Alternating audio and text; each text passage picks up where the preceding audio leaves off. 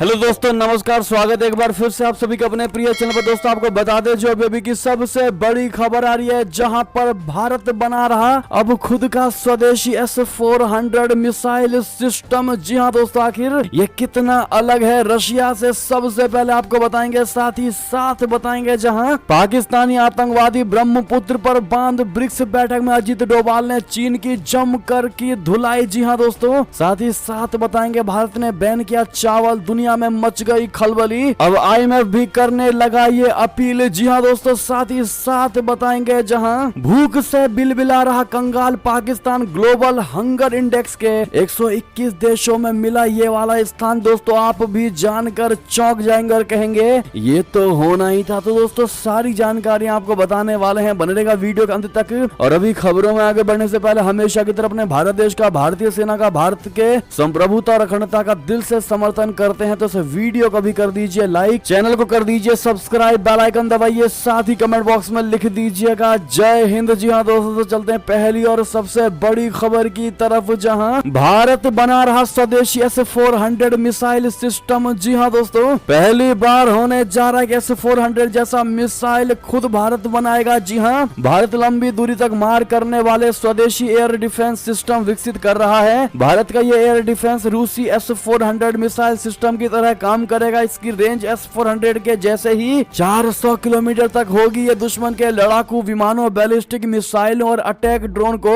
मारने में सक्षम होगा। रक्षा सूत्रों के अनुसार भारत का LRSM बोले तो long range surface to air missile system 3 layer वाला होगा। इस मिसाइल सिस्टम को विकसित करने का प्रस्ताव रक्षा मंत्रालय में एडवांस स्टेज में, इसको जल्द ही मंजूरी मिलने की उम्मीद है। दोस्तों भारत के long range surface to air missile system को बनाने वाली परियोजना पर $2.5 अरब खर्च होने की उम्मीद है। इस मिसाइल सिस्टम को हवा में ही दुश्मन के किसी भी फ्लाइंग ऑब्जेक्ट्स को मार गिराने के लिए डिजाइन किया गया है। जी हाँ दोस्तों, यानी कि प्रधानमंत्री नरेंद्र मोदी जी ने यह दिखा दिया है कि अपना भारत वास्तव में हर फील्ड में आत्मनिर्भर भारत बन सकता है। और वाकई में ये खबरें दोस्तों आपको बतानी बहुत जरूरी होती है, ताकि हमारे देश के हर एक नागरिक को पता चले कि भारत आत्मनिर्भर होने के लिए और क्या क्या कर रहा है। जी हाँ दोस्तों, भारत के स्वदेशी मिसाइल प्रणाली में सतह से हवा में मार करने वाली मिसाइलों की 3 लेयर होंगी, जो इसे विभिन्न दूरी पर लक्ष्य को भेजने की अनुमति देती है। दोस्तों आपको बता दें ये रशिया के S-400 से भी ज्यादा एडवांस होने वाला है। बहरहाल ऐसे में अपने भारतीय सेनाओं को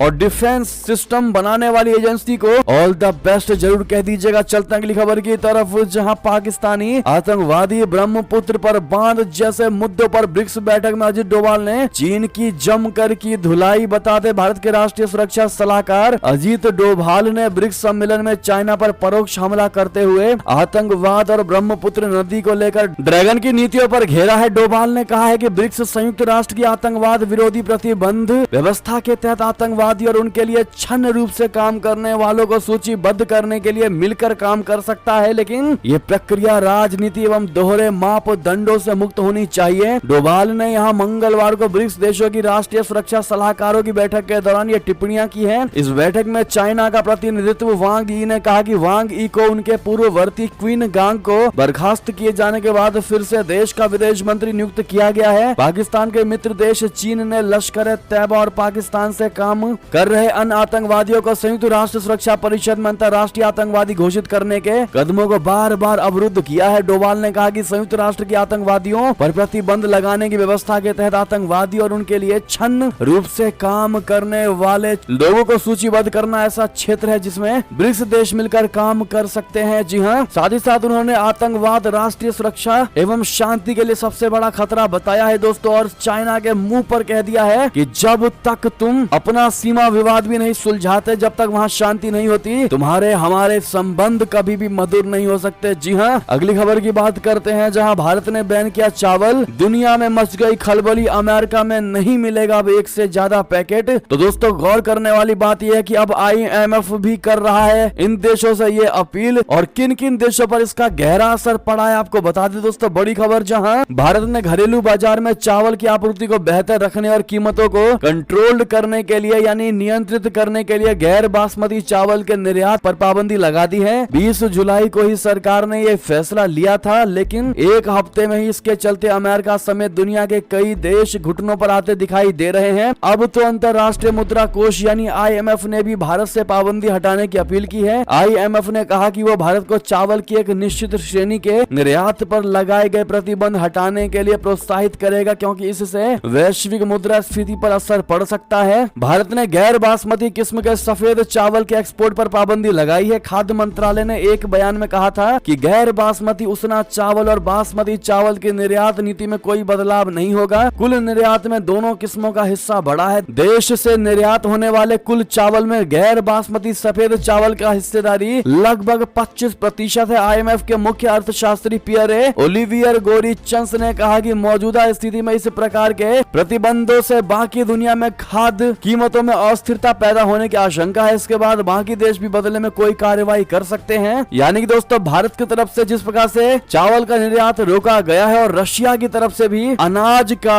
निर्यात रोका गया दोस्तों, ऐसे में वाकई में पूरे दुनिया में हाहाकार मचता दिखाई दे रहा है। और दुनिया के दूसरे देश किसी और मुद्दे पर, किसी और चीजों पर यह बड़ा कदम ना उठाए या पाबंदी ना लगाए, उससे पहले ही दोस्तों IMF ने भारत जैसे देशों से यह बड़ी अपील की है कि कृपया करके इन प्रतिबंधों को हटा दे। चलते हैं दोस्तों अगली खबर की तरफ, जहां ब्रह्मोस और हिमार्स चाइना का काल बनेंगे। ये दो ब्रह्मास्त्र फिलीपींस ने लगाया दाव। जी हाँ, चीन के खिलाफ जंग के लिए फिलीपींस ने कमर कस ली और इसके लिए फिलीपींस तेजी से अपने सेना को आधुनिक बनाने का प्रयास कर रहा है। यही कारण है कि फिलीपींस भारत की सुपरसोनिक ब्रह्मोस क्रूज मिसाइल और अमेरिका के हिमार्स रॉकेट सिस्टम को और ज्यादा खरीदने पर विचार कर रहा है। ब्रह्मोस दुनिया की सबसे तेज गति से उड़ने वाली सुपरसोनिक मिसाइल है। चीन के पास कोई ऐसा मिसाइल सिस्टम नहीं है जो ब्रह्मोस को रोक सके। ठीक ऐसा ही हाल अमेरिका के हिमार्स रॉकेट सिस्टम का है। हिमार्स ने हाल ही में रूस यूक्रेन युद्ध में अपनी ताकत का प्रदर्शन किया है। हिमार्स ने कई जगहों पर रूसी एयर डिफेंस को तबाह करते हुए भीषण बमबारी की है। फिलीपींस सेना प्रमुख रोमियो ब्राउनर ने आर्मी आर्टिलरी रेजिमेंट की 125वीं वर्षगांठ समारोह में भारतीय ब्रह्मोस और अमेरिकी हिमार्स को हासिल करने की योजना पर प्रकाश डाला। ब्राउनर ने देश के सैन्य आधुनिकीकरण के प्रयास में फिलीपींस की सेना के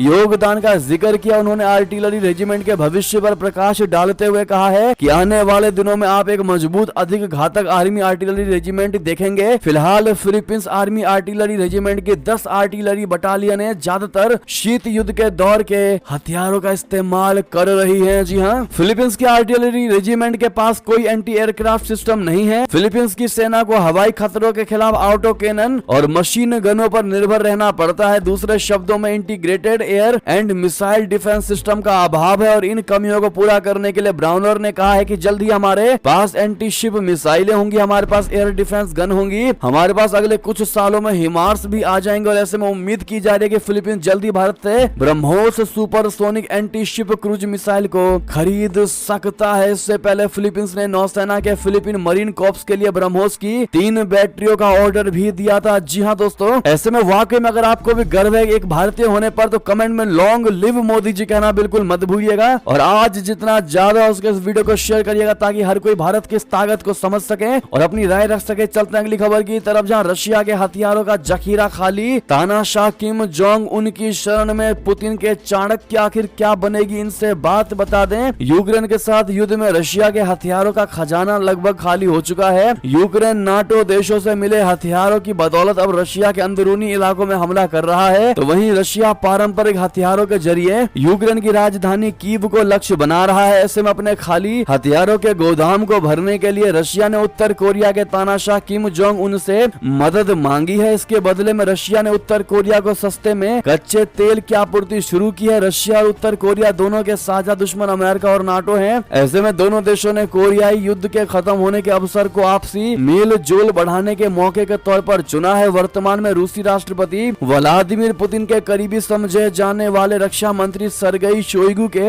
एक उच्च स्तरीय प्रतिनिधि मंडल के साथ उत्तर कोरिया पहुंचे हैं। इसके अलावा चाइना का भी एक भारी भरकम प्रतिनिधि मंडल चीनी कम्युनिस्ट पार्टी की केंद्रीय नीति निर्धारण समिति के वरिष्ठ सदस्य ली होंग जोंग के नेतृत्व में चाइना पहुंचा है। कोरोना महामारी खत्म होने के बाद ये पहला मौका है जब उत्तर कोरिया ने किसी बाहरी व्यक्ति का अपने देश में स्वागत किया हो। जी हाँ, अब देखना दोस्तों ये होगा कि आखिर पुतिन को कितना लाभ दे पाती है उत्तर कोरिया की तानाशाही सरकार। बहरहाल आपको इस पर क्या लगता है दोस्तों, अपनी राय अवश्य दीजिएगा। बढ़ते हैं अभी की सबसे बड़ी और एक्सक्लूसिव खबर की तरफ, जहां भूख से बिलबिला रहा कंगाल पाकिस्तान। ग्लोबल हंगर इंडेक्स के 121 देशों में मिला पाकिस्तान को 99वां स्थान। जी हाँ दोस्तों वाकई में आप भी कह रहे होंगे कि ये तो होना ही था। जी हाँ, गंभीर भुखमरी की चपेट में पाकिस्तान, हर तरफ संकट, ग्लोबल हंगर इंडेक्स ने खोल दी पाकिस्तान की पोल। जी हाँ, आर्थिक तंगी से जूझ रहा पाकिस्तान अब भूख से भी बिलबिला रहा है। यही कारण है कि ग्लोबल हंगर इंडेक्स यानी GHI 2022 ने पाकिस्तान को 121 देशों की सूची में 99वें स्थान पर रखा है, यानी 99वें स्थान पर रखा है। इस रिपोर्ट के पाकिस्तान चैप्टर को मंगलवार को इस्लामाबाद में लॉन्च किया गया। इसमें बताया गया है कि पाकिस्तान का स्कोर 2006 में 38.1 से गिरकर 2022 में 26.1 हो गया है। इसे भूख का सबसे गंभीर स्तर माना जाता है। 0 अंक ये दर्शाता है कि किसी देश में भूख की कोई समस्या नहीं है। पाकिस्तान में बाढ़ और आर्थिक तंगी के कारण लोगों के लिए 2 वक्त की रोटी जुटा पाना मुश्किल बना हुआ है। अनाज समेत खाने पीने के हर चीजों के भाव आसमान पर है। जी हाँ, नवीनतम ग्लोबल हंगर इंडेक्स में पाकिस्तान 2022 GHI स्कोर की गणना के लिए पर्याप्त डेटा के साथ 121 देशों में से 99वें स्थान पर है। 26.1 के स्कोर के साथ पाकिस्तान में भूख का स्तर गंभीर है। ग्लोबल हंगर इंडेक्स सालाना प्रकाशित होने वाली एक रिपोर्ट है। इसे वेल्थ हुंगर हिल्फे और कंसर्न वर्ल्ड वाइड संयुक्त रूप से प्रकाशित करता है। प्रकाशकों का दावा है कि यह भूख के खिलाफ संघर्ष के बारे में जागरूकता और समझ को बढ़ाता है। जी हाँ दोस्तों, यानी कि दोस्तों इस रिपोर्ट ने पाकिस्तान की पोल खोलकर रख दी और जितनी जुबानें चलती थी पाकिस्तान के हुक्मरानों की, अब दोस्तों इस रिपोर्ट के आने के बाद उनकी जुबानी कम होती दिखाई दे रही है और लग रहा है कि जैसे उनको आईना दिख चुका है। लेकिन 10 से 15 दिन बस उसके बाद फिर वो सब भुला करके फिर जुबान खोलना शुरू कर देंगे। जी हाँ दोस्तों, अगर आप भी मानते हैं कि पाकिस्तान के हुक्मरान बातों के भूत हैं तो अपनी राय अवश्य दीजिएगा। चलते अगली खबर की तरफ, जहां मेरे तीसरे कार्यकाल में दुनिया की तीसरी सबसे बड़ी अर्थव्यवस्था होगा अपना भारत, पीएम मोदी ने दे दी गारंटी। जी हाँ, प्रधानमंत्री नरेंद्र मोदी ने बुधवार को एक कार्यक्रम में कहा कि भारत उनके तीसरे कार्यकाल में दुनिया की 3 सबसे बड़ी अर्थव्यवस्थाओं में शामिल होगा। उन्होंने कहा कि देश की विकास यात्रा रुकने वाली नहीं है। पीएम ने कहा कि ट्रैक रिकॉर्ड के आधार पर हमारी सरकार के तीसरे कार्यकाल में भारत दुनिया की तीसरी सबसे बड़ी अर्थव्यवस्था बन जाएगा। यह मोदी की गारंटी है। प्रधानमंत्री ने इंटरनेशनल एग्जीबिशन कम कन्वेंशन सेंटर यानी IECC परिसर के उद्घाटन समारोह को संबोधित करते हुए ये टिप्पणी की है। इस कन्वेंशन सेंटर को भारत मंडपम नाम दिया गया है। नीति आयोग की रिपोर्ट के आंकड़ों का हवाला देते हुए प्रधानमंत्री नरेंद्र मोदी जी ने कहा कि पिछले 5 साल में 13.5 करोड़ लोग गरीबी के बाहर आए हैं। पीएम मोदी ने कहा कि अंतर्राष्ट्रीय एजेंसियां भी कह रही हैं कि भारत में भीषण गरीबी खत्म होने की कगार पर है। इससे पता चलता है कि पिछले 9 वर्षों में जो फैसले और नीतियां बनाई गई हैं वे देश को सही दिशा में ले जा रही है। विरोधियों पर निशाना साधते हुए प्रधानमंत्री मोदी जी ने कहा कि कुछ लोगों की प्रवृत्ति आलोचना करने और अच्छी परियोजनाओं में बाधाएं पैदा करने की होती है। पीएम मोदी ने कहा कि जब कर्तव्य पथ बन रहा था तो कई बातें ब्रेकिंग न्यूज के तौर पर अखबारों के पहले पन्ने पर चल रही थी। इसे अदालतों में भी उठाया गया, लेकिन जब इसका निर्माण हुआ तो उन्हीं लोगों ने कहा कि ये अच्छा है। मुझे यकीन है कि ये टोली भारत मंडपम को भी स्वीकार करेगी और ये भी संभव है कि वे यहाँ किसी सेमिनार में व्याख्यान देने आए हैं। जी हाँ दोस्तों, ऐसे में क्या आपको प्रधानमंत्री नरेंद्र मोदी जी के इस बयान पर पूरा भरोसा है दोस्तों कि 2029 तक के कार्यकाल में अपना भारत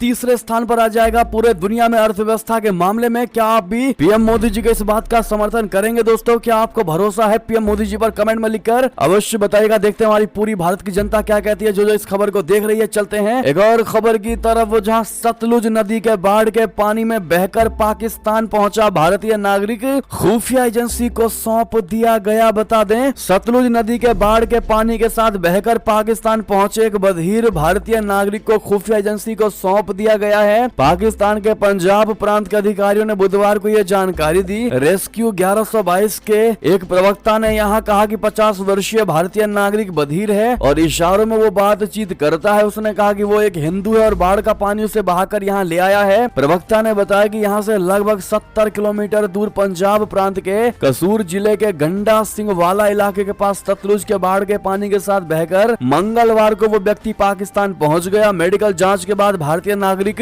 को जांच के लिए खुफिया एजेंसियों को सौंप दिया गया है। मिली रिपोर्ट के अनुसार व्यक्ति के दाहिने हाथ पर हिंदी में कुछ गुदा हुआ है। इसमें कहा गया है कि उस व्यक्ति का एक वीडियो भी सोशल मीडिया पर वायरल हुआ है। दोस्तों अगली खबर की बात करें, जहां क्या पाकिस्तान के अंतरिम प्रधानमंत्री की मिलेगी कमान? इस नेता ने खुद बता दिया सच। जी हां, सियासी और आर्थिक दोनों मोर्चों पर पाकिस्तान टेंशन में चल रहा है। इस बीच पाकिस्तान के वित्त मंत्री इशाक डार ने उन खबरों को खारिज कर दिया जिनमें कहा गया था कि कार्यवाहक प्रधानमंत्री प्रधानमंत्री पद की दौड़ में वो सबसे आगे है। इसके साथ ही उन्होंने कहा कि इस तरह की बात करना अभी जल्दबाजी होगी, क्योंकि अभी तक तो परामर्श भी शुरू नहीं हुआ है। निजी टीवी चैनल को दिए इंटरव्यू में डार 73 ने कहा कि सत्तारूढ़ गठबंधन पाकिस्तान डेमोक्रेटिक मूवमेंट इसके बारे में फैसला लेगा। पाकिस्तान की मेन स्ट्रीम मीडिया में आई खबरों के मुताबिक सत्तारूढ़ पाकिस्तान मुस्लिम लीग नवाज पार्टी डार के नाम को कार्यवाहक प्रधानमंत्री के तौर पर पेश करने पर विचार कर रही है। मौजूदा नेशनल असेंबली का कार्यकाल अगले महीने खत्म हो रहा है। जी हां, अगली खबर की बात करें, जहां ऑस्ट्रेलिया में चीन के खिलाफ 11 देशों का सबसे बड़ा युद्धाभ्यास हुआ शुरू। 30,000 से अधिक सैनिक हुए शामिल। जी हां दोस्तों, ऑस्ट्रेलिया में सबसे बड़ा युद्धाभ्यास शुरू हो गया है। इस युद्धाभ्यास में अमेरिका समेत 11 देशों के 30,000 से ज्यादा सैनिक हिस्सा ले रहे हैं। भारत समेत 4 देश इस युद्धाभ्यास के ऑब्जर्वर हैं। इस युद्धाभ्यास को चाइना की चुनौती से निपटने के तौर पर देखा जा रहा है। चाइना लगातार हिंद प्रशांत महासागर क्षेत्र में अपनी मौजूदगी को बढ़ा रहा है। यही वजह है कि इस युद्धाभ्यास को बेहद अहम माना जा रहा है। अमेरिका, ऑस्ट्रेलिया और 11 साझेदार देशों के बीच 21 जुलाई को शुरू हुए बड़े युद्धाभ्यास टेलिसमैन सेबर के इतिहास में अब तक का सबसे बड़ा युद्धाभ्यास माना जा रहा है। आश्चर्य की बात यह है कि पीपुल्स लिबरेशन आर्मी यानी पीएलए को इसमें भाग लेने के लिए आमंत्रित नहीं किया गया, लेकिन फिर भी चीन ने अभ्यास में केंद्रीय भूमिका निभाई। टाउन्सविले स्थित ऑस्ट्रेलियाई सेना के कॉम्बैट ट्रेनिंग सेंटर के कमांडर कर्नल वेन मैकलेलन ने संवाददाताओं से कहा कि यहाँ होने वाली ये गतिविधि सबसे समृद्ध, सबसे तल्लीन करने वाला और सबसे यथार्थवादी बिना परिणाम वाला प्रशिक्षण वातावरण है जिसे हम संभवतः बना सकते हैं। चलते हैं दोस्तों अगली खबर की तरफ, जहां पर सीमा हैदर से मेरी तुलना करना गलत। जी हां, मैं तो वापस लौट आऊंगी, पाकिस्तान में मैं सुरक्षित हूं। जी हां, पाकिस्तान गई अंजू ने बता दिया अपना फ्यूचर प्लान। बता दे, कुछ समय पहले तक पाकिस्तान से नेपाल के रास्ते भारत आई सीमा हैदर और ग्रेटर नोएडा का रहने वाला सचिन मीणा चर्चा का विषय बना हुआ था। अब दोस्तों भारत से पाकिस्तान गई अंजू सुर्खियों में है। अंजू वीजा लेकर राजस्थान के भिवाड़ी से नजरुल्लाह के लिए पाकिस्तान पहुंची है। बीते दिन दोनों के निकाह करने की भी खबर सामने आई, लेकिन दोनों ने आधिकारिक रूप से इससे इनकार कर दिया। सीमा हैदर से हो रही तुलना पर अंजू ने सफाई पेश की। इससे उसने इसे गलत बताते हुए दावा किया है कि वो भारत वापस आ जाएगी। अंजू ने एक इंटरव्यू में खुद के पाकिस्तान में होने की पुष्टि की है। उसने कहा है कि वो पेशावर से आगे एक दीर अपर इलाका है, यहाँ पर वो है और ये पहाड़ी इलाका है। अंजू ने आज तक से बातचीत में कहा कि सीमा हैदर से तुलना करना गलत है, मैं तो वापस भारत आ जाऊंगी, पाकिस्तान में सुरक्षित हूँ फिलहाल। उसने फ्यूचर प्लान के बारे में बताया कि वो आने वाले 2 से 4 दिनों में भारत वापस आ जाएगी। वो अपने दफ्तर से 10 दिनों की छुट्टी लेकर पाकिस्तान गई है। वो कहती है मैं जल्द ही वापस लौट आऊंगी। एक और खबर की बात करें, जहां पर ताइवान में फिर ट्रैक हुए 25 चीनी सैन्य विमान व 4 नौसैनिक जहाज। ताइपे ने दिया जवाब। जी हाँ, ताइवान में एक बार फिर चीन के लड़ाकू विमानों ने घुसपैठ की। ताइवान समाचार के अनुसार सोमवार को मंगलवार के बीच राष्ट्रीय रक्षा मंत्रालय यानी एमएनडी द्वारा 25 चीनी सैन्य विमानों और 4 नौसैनिक जहाजों को ट्रैक किया गया। सोमवार 24 जुलाई को सुबह 6 बजे से मंगलवार 25 जुलाई को सुबह 6 बजे तक चीनी सैन्य विमानों और नौसैनिक जहाजों को ट्रैक किया गया। एमएनडी ने मंगलवार को कहा कि आज सुबह 6 बजे तक ताइवान के आसपास 25 पीएलए विमानों और 4 PLAN जहाजों का पता चला। ROC शस्त्र बलों ने स्थिति की निगरानी की और इन गतिविधियों का जवाब देने के लिए CAP विमानों, नौसेना जहाजों और भूमि आधारित मिसाइल प्रणालियों को काम सौंपा है। जी हाँ, अगली खबर आपको बता दें, जहां पर पंडित धीरेन्द्र कृष्ण शास्त्री ने लंदन की कथा में कोहिनूर को लेकर आखिर क्या कहा, जिसकी हर जगह हो रही है चर्चा। बता दें, भारत में बागेश्वर धाम के नाम से मशहूर पंडित धीरेन्द्र कृष्ण शास्त्री इन दिनों लंदन में कथा सुना रहे हैं। साथ ही इंग्लैंड में भी बाबा का दिव्य दरबार लग रहा है। कथा सुनाने के दौरान धीरेन्द्र कृष्ण शास्त्री अपने अंग्रेज भक्तों पर विशेष ध्यान दे रहे हैं। दरबार में उनके अंग्रेज भक्त अंग्रेजी में सवाल कर रहे। इस दौरान बाबा की एक क्लिप सोशल मीडिया पर जमकर वायरल हो रही है, जिसमें वो ब्रिटेन के से कोहिनूर हीरा लेकर वापस आने की बात कर रहे हैं। उनका ये वीडियो सोशल मीडिया पर चर्चा का विषय बना हुआ है। दरअसल दरबार में कथा सुनाते वक्त पंडित धीरेन्द्र कृष्ण शास्त्री बताते हैं कि लगातार भारत से कॉल आ रहे हैं और लोग पूछ रहे हैं कि आप कब लौट रहे हैं, जिस पर मैं कह चुका हूं कि मेरा मन ब्रिटेन में लग गया है, चिंता मत करो, कोहिनूर हीरा लेकर ही वापस आएंगे। इतना ही नहीं, इतिहास का जिक्र करते हुए बाबा भक्तों से कहते हैं कि पहले अंग्रेज भारत में आकर बोलते थे और हमारे दादा सुनते थे, आज हम बोल रहे हैं और इन्हें हमारी बात सुननी मजबूरी है। जी हाँ दोस्तों, आपको बता दें कि कोहिनूर जो है वो दुनिया का सबसे मशहूर और बेशकीमती हीरा माना जाता है और इसको लेकर भारत हमेशा से दावा करता आया है और मौजूदा समय में कोहिनूर ब्रिटिश ताज का गौरव है और इसे लंदन के टावर में रखा गया है। इस वक्त कोहिनूर हीरा ब्रिटेन के राज परिवार के पास मौजूद है। समय समय पर कोहिनूर हीरे हीरे को वापस भारत लाने की मांग उठती रहती है। जी हाँ दोस्तों, अगली खबर की बात करें जहां पर अविश्वास प्रस्ताव पर अगले हफ्ते होगी चर्चा, पहले भी गिर चुकी है इससे 3 सरकारें। आखिर समझे क्यों बेफिक्र है मोदी सरकार, बता दें। मणिपुर हिंसा का हवाला देते हुए विपक्षी पार्टियां केंद्र सरकार के खिलाफ लोकसभा में अविश्वास प्रस्ताव लेकर आई है। कांग्रेस के गौरव गोगोई ने मोदी सरकार के खिलाफ अविश्वास प्रस्ताव का नोटिस दिया, जिसे 50 सांसदों के समर्थन के बाद लोकसभा स्पीकर ने स्वीकार कर लिया। अब इस पर बहस होगी। इससे पहले अविश्वास प्रस्ताव को लेकर लोकसभा स्पीकर गुरुवार को सभी दलों के प्रमुख नेताओं से चर्चा करेंगे। चर्चा इस बात पर होगी कि अविश्वास प्रस्ताव पर किस दिन चर्चा हो और किस दल को कितना समय दिया जाए। सूत्रों के मुताबिक अविश्वास प्रस्ताव पर चर्चा अगले हफ्ते होगी। चर्चा 2 दिन तक हो सकती है। किसी खास मुद्दे पर विपक्ष की नाराजगी होती है, जैसा इस बार मणिपुर को लेकर है, उस मुद्दे को लेकर लोकसभा का सांसद नोटिस देता है, जैसा इस बार कांग्रेस के तरुण गोगोई ने दिया। नोटिस के बाद लोकसभा स्पीकर उसे सदन में पढ़ते हैं। इस बार भी ऐसा ही हुआ। फिर उस नोटिस को अगर 50 सांसदों का समर्थन मिलता है तो बहस होती है। गौरव गोगोई ने जो नोटिस दिया उसे 50 सांसदों ने समर्थन दिया। अब उस पर बहस होगी और बहस के बाद वोटिंग भी होगी। जी हाँ, ऐसे में दोस्तों क्या लगता है आपको, क्या विश्वास प्रस्ताव ला करके ये लोग मोदी सरकार को जरा भी हिला पाएंगे दोस्तों, या टस से मस नहीं हो पाएगी मोदी सरकार? आपकी इस पर जो भी राय हो